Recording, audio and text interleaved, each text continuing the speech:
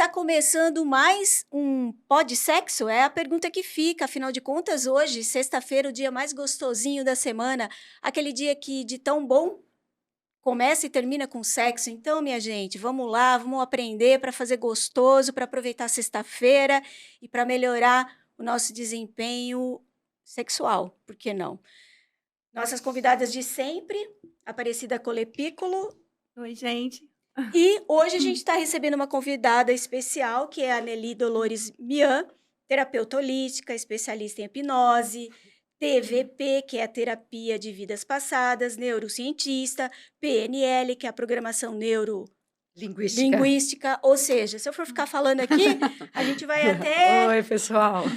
Vamos lá falar. Hoje a gente vai falar sobre um tema bastante importante, que é a pornografia. Segundo o último levantamento feito pelo Congresso, em janeiro de 2023, o consumo de sites pornôs ocupa 12º lugar, ficando atrás de TikTok, por exemplo.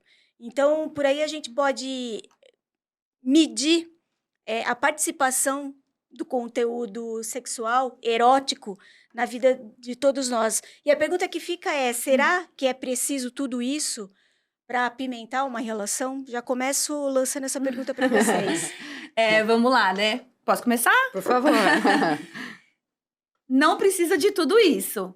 A gente vai falar da parte ruim da pornografia, que eu acho que são muitas. Vamos fazer vários alertas aqui. Mas existe a parte boa também, da questão da pornografia, do erótico. Quando a gente falou da terapia de casais, alguns casais que fazem uso do erotismo, de sites pornográficos, né? Mas, de forma geral, a grande parte dos sites pornográficos trazem muitas disfunções, muitos problemas. E aí, como é que essas disfunções acabam chegando e prejudicando a relação de um casal? O que é bom para o casal não é bom para a criança, para o adolescente, para a juventude. Ok? Não é? Nós podemos perceber que esses sites, eles adentram a casa das pessoas e não têm controle.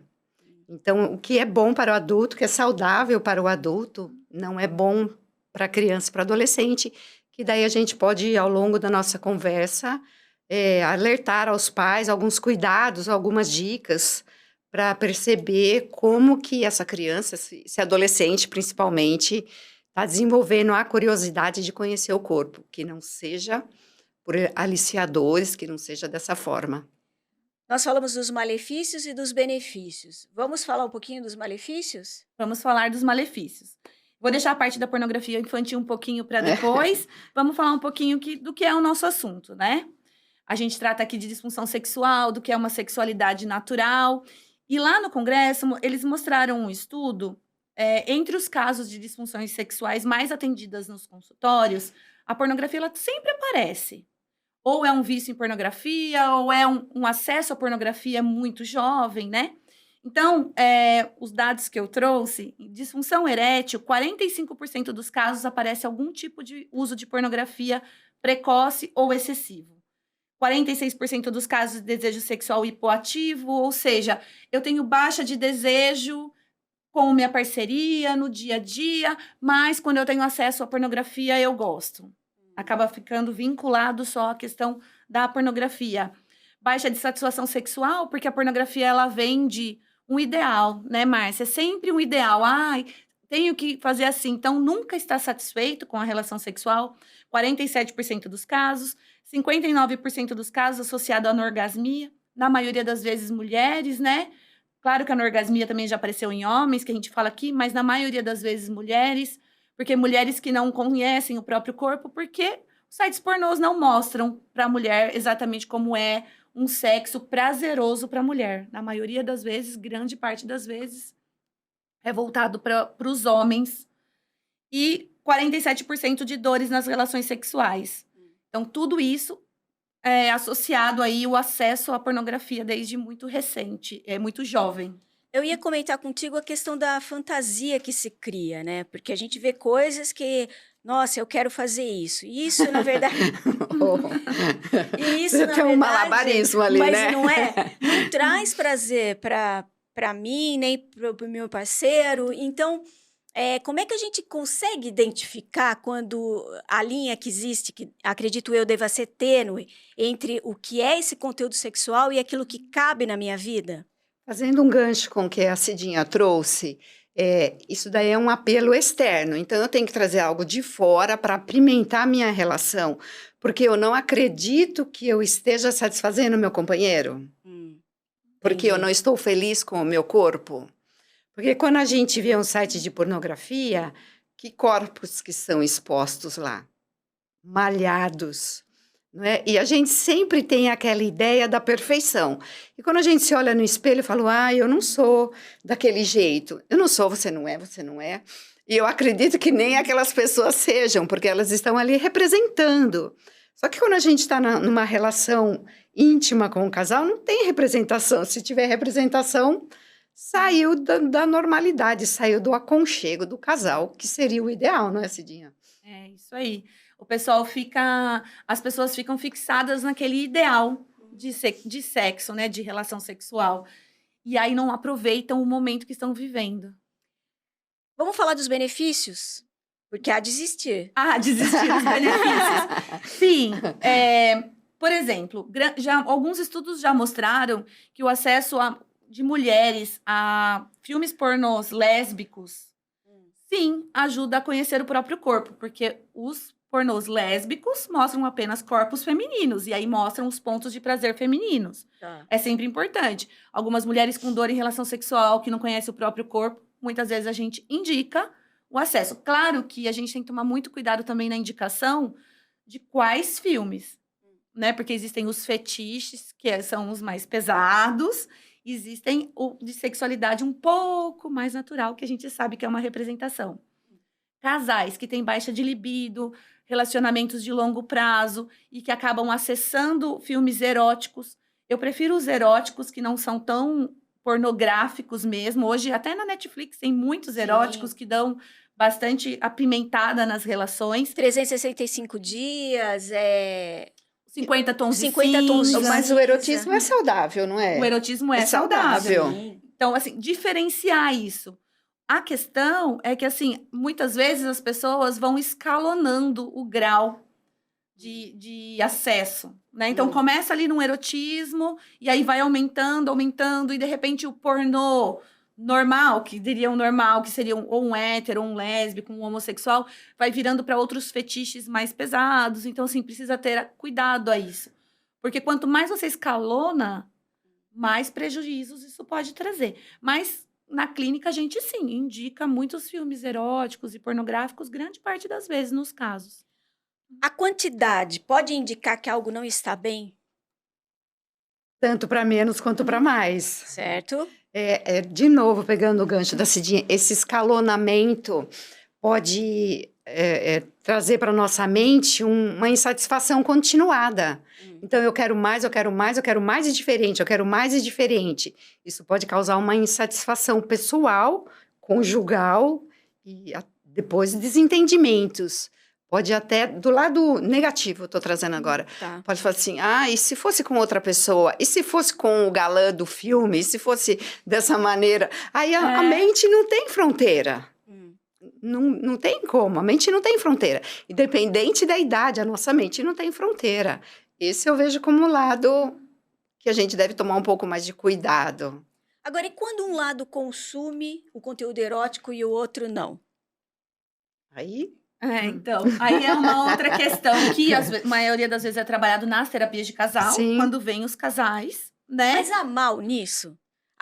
Mal que eu quero dizer assim, tem alguma coisa errada?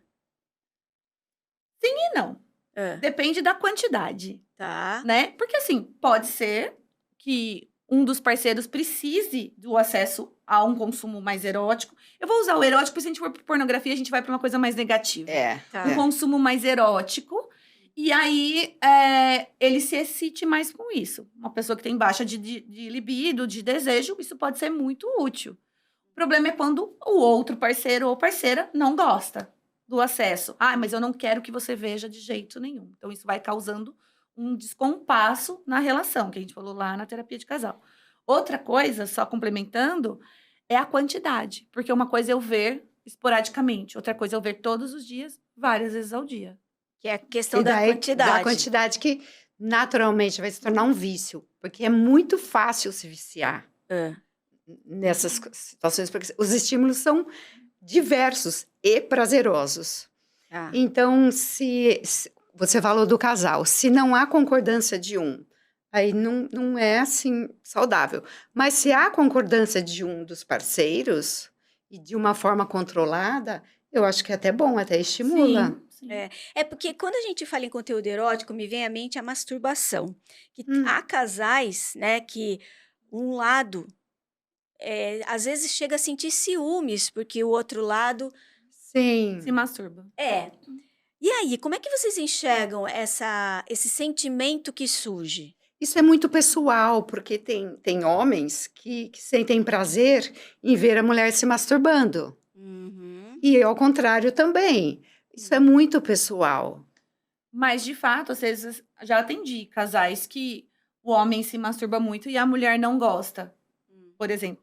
E aí a gente tem que trabalhar isso. Mas se masturba por quê? Se masturba pensando em outra mulher? Aham. Ou é apenas no filme? Ou é uma necessidade? Também porque cada corpo tem um tipo de resposta, Claro. né? Às vezes, um casal encontra na masturbação uma grande saída para a questão sexual. Um gosta de 2 vezes por semana, o outro gosta de 1 vez a cada 10 dias. Como que a gente vai resolver isso? Sim. Agora, vocês hão de convir comigo que vou refazer. Cometi um equívoco. Agora, uma coisa, acredito eu, deva ser certa. Dá uma apimentadinha na relação. Certamente. Sim, certamente. Principalmente se houver cumplicidade de ambos. Como nós estávamos dizendo, se uma pessoa gosta de filmes eróticos, 50 tons de cinza e tantos outros que tem, e a outra não aprecia, tem outro conceito de relação sexual, de sexo propriamente dita, aí começa a haver uma disparidade. O ideal é sempre haver equilíbrio em tudo e de todas as formas. Cidinha, vocês estiveram recentemente num congresso. Esse tema foi debatido lá? Foi discutido? Foi bastante discutido. Acho que nós tivemos, nos 3 dias de congressos, nós tivemos palestras sobre, né? E aí eles mostraram vários estudos feitos em 7 países, 22 estudos, né? Como eu disse. E eles mostraram várias coisas. Então, que assim, o que mais nos preocupa em relação à pornografia, tem a parte boa, como a gente já disse, mas o que mais nos preocupa, que é o que aparece na clínica, são os vícios em pornografia. Né? Eu estou dizendo da adolescência para a fase adulta. Também nos preocupa o acesso à criança, que geralmente o vício em pornografia já vem lá da primeira infância, né? Eles já tiveram algum tipo de acesso. E é o que eu costumo dizer para os meus pacientes que são viciados em pornografia. Ele é o vício mais difícil de tirar. Porque você tem a biqueira na palma da mão e o impulso sexual, ele é fortíssimo. Então, é muito difícil de controlar. Não existe uma medicação que tire totalmente, como um outro vício. Não, vício nenhum é fácil de tratar, tá? Não. Mas esse nós temos, de fato, a biqueira na palma da mão. Você tem acesso à pornografia, né? O tempo todo. Agora, erótico e erotismo. Queria fazer uma distinção. Ou trata-se da mesma coisa? O que é o erótico e o que é o erotismo? O erotismo é uma condição que me leva à situação do erótico. Tá. De novo, temos que ter bom senso. Temos que ter bom senso. Então, qual é a régua? Cada casal tem uma régua, tem um acordo. Olha, a esposa diz para o marido, olha, eu vi você se masturbando. Ele vai falar que não. É bom ter um diálogo, é bom tratar com a terapeuta especialista. Precisamos parar de fingir que a gente faz tudo certinho, de que a gente é feliz. Precisa urgentemente as pessoas terem noção do que está acontecendo com elas, seja na parte sexual, na parte emocional, o que for, e desvendar os mitos, porque o erotismo, o erótico é saudável em determinado momento e o erotismo erótico não é saudável em determinado momento. Um erotismo é saudável na adolescência? Essa seria a minha próxima pergunta. Pesquisas apontam que o jovem, hoje em dia, ele pratica menos sexo do que comparado com outras gerações. Isso pode ser uma consequência do consumo do conteúdo erótico, na opinião de vocês? Também. Também. Eu ia falar sim e não, mas também, né? Porque existe uma questão dos jovens hoje que eles têm muito mais essa conversa pelas redes sociais. Então, WhatsApp, eles têm menos encontros. Que é diferente da nossa geração, porque a gente saía na porta da escola, a gente pegava um menininho na porta da escola, não é? É diferente. Hoje não. Eles têm uma questão mais restrita. Então, eles entram na escola, têm uma relação com os colegas dentro da escola, saem da escola e depois eles vão só se falar pelas redes sociais. Então, tem isso, tem essa questão, e tem também dos que acabam ficando mais por conta da pornografia, do acesso à pornografia, e aí não se relacionam com os demais, né? Aí mora um perigo. Aí mora o perigo. Porque, geralmente, esse acesso, e a gente viu bastante depois da pandemia, né? A questão de alguns transtornos de personalidade que foram aparecendo.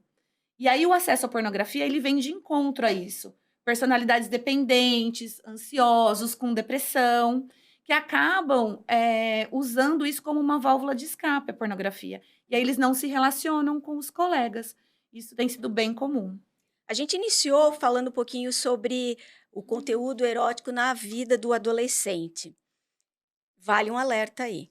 A respeito do que vocês estavam falando, do sexo na adolescência e na juventude, tem muito a ver com a classe cultural e social também, tá? Principalmente no pós-pandemia, que nós vimos que as pessoas ficaram ali nas suas casas. E também a sexualidade é muito explorada desde a primeira infância. É muito lugar comum às pessoas em dadas classes culturais, não estou falando de social nem financeira. Tá, isso em todas as classes. Mas em algumas é mais comum, é mais frequente, porque as pessoas moram todas na mesma casa. Então, é muito comum ver o pai passando nu, a mãe passando, não tem parede. Então, a gente precisa considerar isso. E daí, um alerta que eu trago aos pais é que prestem atenção no comportamento dos seus filhos adolescentes. Prestem atenção quando eles entram nos seus quartos. E quando os pais forem entrarem nos quartos, na sala onde eles fazem tarefa, batam a porta, porque daí eles vão saber que tem alguém que vai adentrar ao seu território. Por que vai bater a porta? Não é para não fazer surpresa, para ele saber que ele tem o espaço dele reservado. Que se porventura ele estiver sendo aliciado pela internet, que isso também é um alerta aos pais, prestarem atenção no comportamento dos seus filhos, se mudaram a vestimenta, se mudaram a postura, se mudaram a maneira de falar, se mudaram o vocabulário. Aí fica um alerta aos pais para prestarem atenção, porque é muito sério e a quantidade de aliciadores que tem por meio da internet é gigantesca, a gente não consegue imaginar. Sim. Isso é um alerta muito importante. Importantíssimo. Muitos casos chegam ao seu consultório trazidos por essa questão de suposto vício do consumo de conteúdo? Olha, infelizmente, menos do que deveria, né? Acaba aparecendo durante um tratamento de alguma outra coisa, né? Uma depressão, uma ansiedade, um transtorno de personalidade, e aí acaba aparecendo, né? Mas são indícios que estão, assim, ao longo da vida. E eu tenho certeza que, nesse momento, tem muitas pessoas sofrendo com o vício em pornografia. Muitos mesmo, porque algumas pessoas não conseguem nem trabalhar, né? Tá. O que eu ia te perguntar é assim, você acha que não chega ao consultório porque essa pessoa não consegue identificar ou porque ela vai empurrando mesmo? Porque ela se envergonha. Se envergonha. Porque acha, eu vou chegar lá e vou falar que eu me masturbo 10 vezes por dia com acesso à pornografia, que eu não consigo trabalhar, que eu tô no escritório, eu preciso sair do meu horário de trabalho, ir até o banheiro e me masturbar? Sim, vai procurar ajuda, como qualquer outro vício. Esse é importantíssimo tratar. Porque o sexo ainda é tabu, né? Muito. E lembrando que não apenas casais, solteiros. Claro. Solteiros, a gente está aqui falando de casais, mas tem pessoas solteiras, independente da idade, que sofrem desse vício, é realmente um vício. E ninguém tem orgulho de chegar no consultório, na clínica e falar, olha, eu sou viciada. O vício também é o tabu. não é? Então, como que a gente chega nesse diagnóstico, por meio de outro, você vai conquistando paciência, ele vai se abrindo, até a hora que ele tenha consciência, puxa, isso é um vício. Ter que parar de trabalhar para me masturbar, para ir ao banheiro do escritório da empresa, para ir me masturbar, para ir me tocar, isso agora que eu estou tendo uma consciência que é um vício. Porque o viciado dificilmente tem consciência. E via de regra, o viciado sempre acha que vai parar quando quiser. Isso para qualquer vício. Isso né? para qualquer vício. Isso é muito sério. E aí, como a gente falou de escalonar nos vícios, aí a gente vai pensando no acesso a uma pornografia tradicional e aí os demais, né? Só falando do próximo dado aqui, para a gente complementar, 200 mil sites oferecem pornografia infantil. Falando do aviso aos pais. Isso é muito importante, porque tem tanto o lado da pessoa que consome isso, que a gente vai pensar num transtorno, quanto dessas crianças que foram aliciadas para fazer essas fotos, esses vídeos. Então, nós temos os dois lados, né? Que é importantíssimo a gente prestar atenção.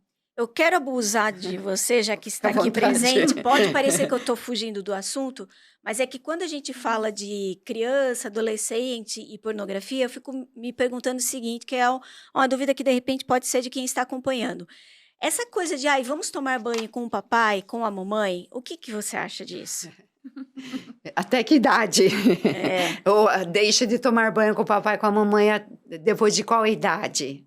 Tá. Porque a curiosidade do corpo humano, a gente tem, ela é super saudável. E é melhor que seja tirada com os pais. Certamente. Outro alerta que você me fez lembrar é violência sexual. O que tudo isso pode desencadear, não estou dizendo que obrigatoriamente vai acontecer. Outro alerta aos pais. Prestem atenção quem frequenta a sua casa. Prestem atenção. E quando que uma criança deve dormir na cama dos pais? Quando tem uma visita estranha na casa. Você deve preservar seu filho naturalmente, não um adolescente de 17 anos. Mas se você tem um filho, uma filha criança e vai algum parente dormir em sua casa, cuide da sua cria. Preserve o bem-estar dela e a privacidade dela. Acenda alguns alertas.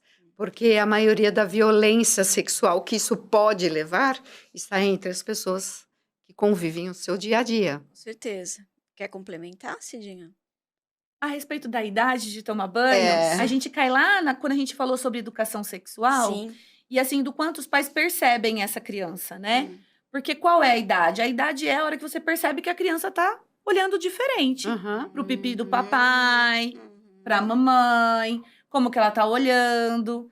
Porque existem indícios. Eu, como mãe, indícios. Existem indícios. Então, você já sabe, não, agora, olha, eu acho que não dá, eu tenho que evitar. O olhar é diferente. Precisa. A curiosidade é diferente. Então, assim, sempre pensar no diálogo, o diálogo é para tudo, né? Claro. Para a questão de perceber em que ponto que a educação sexual da criança está fluindo, a questão de banho, até quando eu vou tomar banho, a questão do que essa criança está acessando na internet. Na conversa, você já consegue perceber. Você vai pegando, eles vão falando, eles vão soltando, né? Isso é muito importante. Quando a gente pensa no conteúdo erótico sendo consumido, às vezes é colocado ali os tapinhas, os puxões de cabelo. Vocês enxergam... A minha pergunta pode parecer que está sendo repetitiva, mas acho que a gente muito precisa... importante, a gente muito precisa importante. aqui colocar a diferença entre o que é saudável e o que passa do ponto, né? E nesse caso, o que vocês teriam a dizer? Desculpa, tapinha, puxão de cabelo, em que sentido? Em que momento? No ato sexual. Ah, tá. Porque, assim, às vezes, quando você vai consumir um conteúdo erótico, até mesmo em filmes, essa prática, ela se... 50 tons de cinza é muito isso. Aliás, a gente já está programando trazer sadomasoquismo aqui, foi ou não foi? Para a gente falar sobre isso também. Mas vamos dar uma passada sobre o tema. Como é que a gente consegue identificar que aquilo faz parte ou... Os combinados. Tá. Quais são os combinados? entre as partes. Entre as partes. Entre as partes. Quais são os combinados? De novo, falando dos 50 tons de cinza. A moça concordava, Exato. não é? Ele era desequilibrado sexualmente, na Total. minha concepção. Do 365 também, né? Também? É. Então, ela concordava. Então, a partir do momento que você diz, é isso, a pessoa deve concordar, senão passa a ser violência. Exato. A questão é que, de fato, a pornografia e com esses conteúdos, eles acabam trazendo um certo descompasso o que é comportamento de risco. Qual é o meu comportamento de risco? Como que a gente vai normalizar esses comportamentos? Eu tenho mesmo que falar com a minha parceria ou eu posso fazer? Né? E aí a gente volta para o autoconhecimento da pessoa se questionar. O que é normal, o que não é? Né? Porque senão vai normalizando tudo, né, Márcia? Sim. Vai normalizando tudo. E aí a gente cai nos pormenores, na individualidade de cada um. E se torna algo automático, sem que haja sentimento, né? Sem que Sim. haja prazer, no final das contas, que... Daí barateia, né? Sim. Torna-se uma coisa comum, deixa de ser prazeroso. Sim, Ou é um prazer desequilibrado. claro. Eu adorei esse tema, a gente está entrando aí na reta final. Eu queria pedir para vocês fazerem aí algumas considerações que acham importantes, tendo em vista que essa questão do conteúdo erótico se fala muito, né? Sobre essa questão, se oferece muito, né? Que nem Certamente. disse a Cidinha, muito bem colocado, a biqueira está na palma da mão, né? Então, aí o acesso é fácil. Então, o que mais vocês têm a acrescentar com relação a Posso esse falar? assunto? Pode. Especificamente em relação à pornografia na adolescência, não só a biqueira está na mão, mas o celular está na mão e o celular na biqueira muitas vezes é em troca de sexo. Tem esse detalhe também, não é? E não vamos imaginar que é só a periferia que faz uso disso. Não é. Mais um alerta aos pais, sempre prestando atenção no comportamento dos seus filhos. Mudou o comportamento? Converse com ele, como a Cidinha disse, converse, sempre o diálogo. E as pessoas percebem, sim, quando há alguma mudança. Também outro tabu que a gente precisa quebrar é fazer de conta que eu não estou entendendo o que você está querendo me dizer.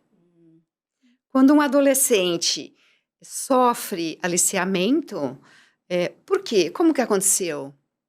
Por qual porta ele entrou? Alguma porta estava aberta. Ou é a porta da internet, ou a porta da casa que algum estranho entrou, ou algum familiar entrou. Então, sempre tem uma porta aberta. Então, esse é o alerta. Cidinha? Trazendo para a parte dos adultos e da clínica, né? Que eu acho que a gente conseguiu dividir bem isso, complementou.